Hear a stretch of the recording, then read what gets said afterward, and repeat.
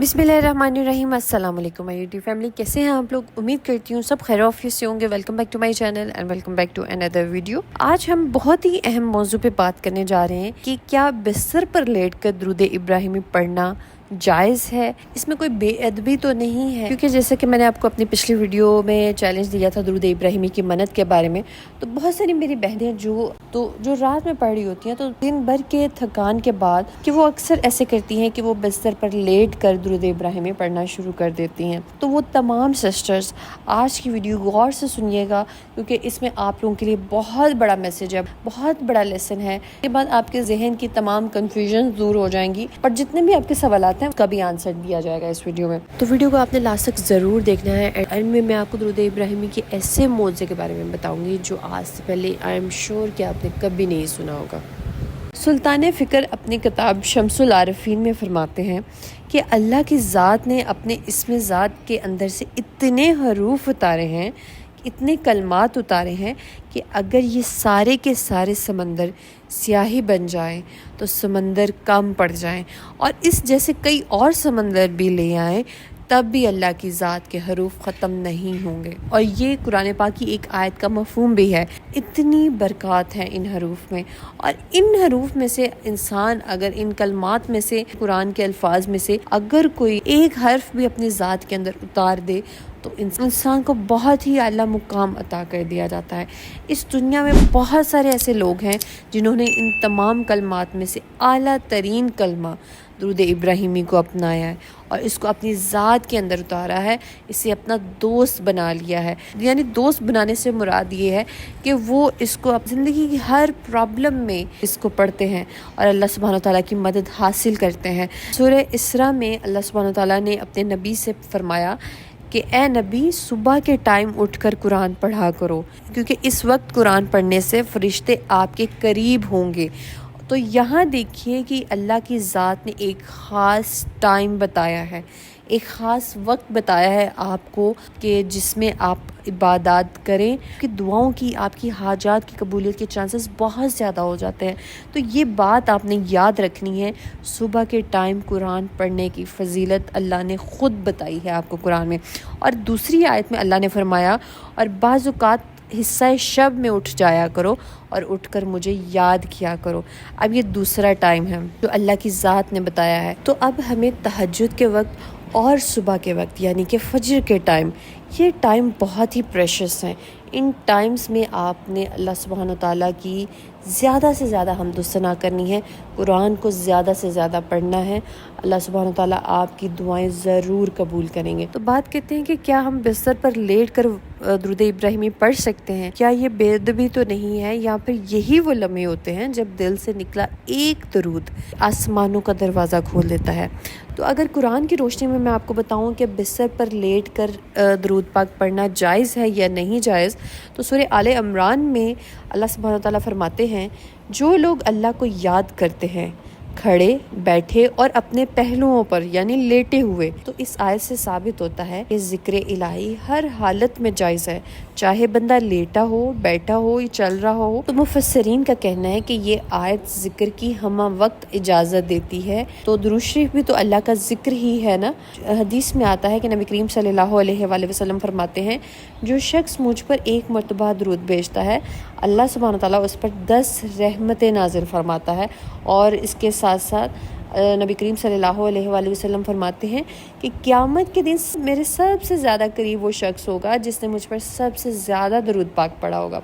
तो सोचे ज़रा कि रात का वक्त हो, हर तरफ खामोशी हो, आप तन्हा हो, मगर एक अमल, एक छोटा सा अमल आपको रब की रहमतों में लपेट लेता है। लेकिन देखें ये अमल हमें अक्सर छोटा लगता है, लेकिन इसका असर ज़मीन पर नहीं आसमान पर होता है।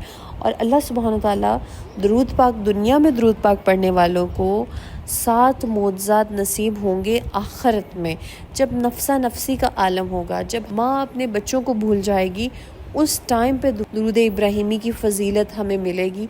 जो बंदा दुनिया में दरूद पढ़ता होगा उसको सबसे पहले नबी करीम सल्लल्लाहु अलैहि वसल्लम की खिदमत में पेश कर दिया जाएगा। और नंबर 2, दुरूद इब्राहिमी पढ़ने वाले के साथ ये मुआवजा होगा कि रसूलुल्लाह सल्लल्लाहु अलैहि वसल्लम खुद उसकी ज़िम्मेदारी ले लेंगे। تیسرا معجزہ کیا ہوگا؟ تیسرا معجزہ یہ ہوگا کہ ایک وقت آئے گا کہ صحابہ کرام نے یا رسول اللہ صلی اللہ علیہ وآلہ وسلم سے پوچھا کہ اے اللہ کے نبی، کیا ہم اللہ کو دیکھ سکیں گے؟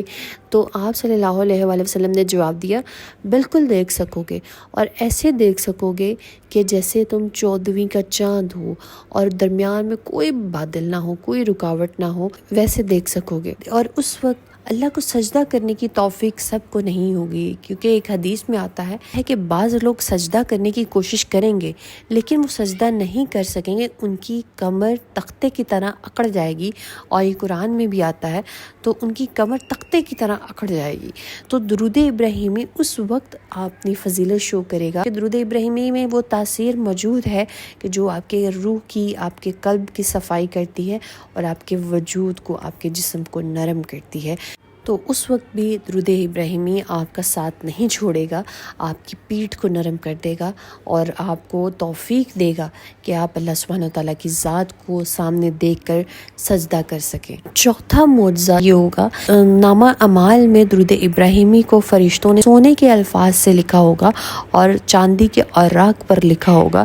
اس خوبصورتی کے ساتھ درود ابراہیمی کو پیش کیا جائے گا جیسے کسی اور نیکی کو پیش نہیں کیا گیا ہوگا۔ یہ درود ابراہیمی کی فضیلت اتنی زیادہ ہے، جس عمل کو، جس ورد کو اللہ نے اپنایا ہے۔ دیکھیے، اور ایک اور بات یاد رکھیے گا، آپ جو درود پڑھتے ہیں آپ اللہ کی جانب وہ درود بھیجتے ہیں۔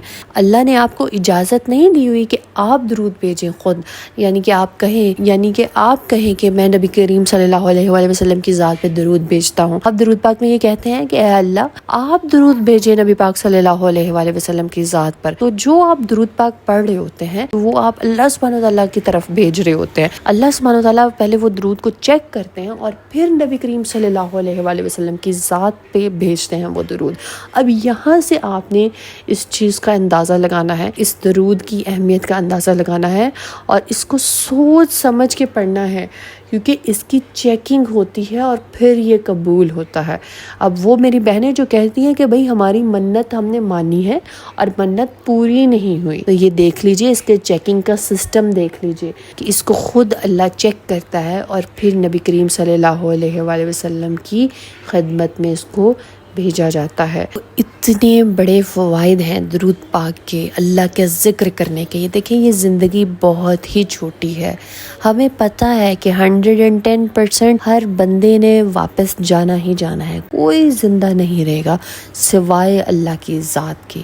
تو ہم کیوں نہ اس اللہ سے لو جوڑ لیں، اس اللہ سے لگاؤ بنا لیں، اس اللہ سے محبت کرنے لگیں، تاکہ ہم آخرت میں سکھ والی، چین والی، آسائشوں والی زندگی گزار سکیں، جس زندگی کی خواہش ہم اس دنیا میں کرتے ہیں، اس چھوٹی سی دنیا میں کرتے ہیں، اس چھوٹی سی زندگی میں کرتے ہیں۔ بہتر یہ ہے کہ اس چھوٹی سی زندگی میں آسائشیں حاصل کرنے کی بجائے ہم اس چھوٹی سی زندگی میں تھوڑی سی دیر کے لیے محنت کریں اور پھر آخرت کی لائف ٹائم گرانٹیڈ زندگی ہم گزاریں آسائشوں والی، جس میں ہمیں کوئی کام نہ کرنا پڑے گا، کوئی محنت نہیں کرنی پڑے گی۔ اس دنیا میں ایسی انویسٹمنٹ کر کے جائیں کہ جس کو ہم آخرت میں بیٹھ کے کھا سکیں۔ اس دنیا میں ہم کہتے ہیں نا کہ ایسی انویسٹمنٹ ہونی چاہیے، اس طرح کا پلان ہونا چاہیے کہ بھئی آپ گھر بیٹھے پیسے آئیں، گھر بیٹھے آپ کو سب کچھ ملے، آپ کو کہیں جانا نہ پڑے، آپ تا عمر کھاتے رہیں اس کو۔ تو ہمیں وہ پلان بہت چارمنگ لگے گا، ہمیں وہ پلان بہت اٹریکٹ کرے گا۔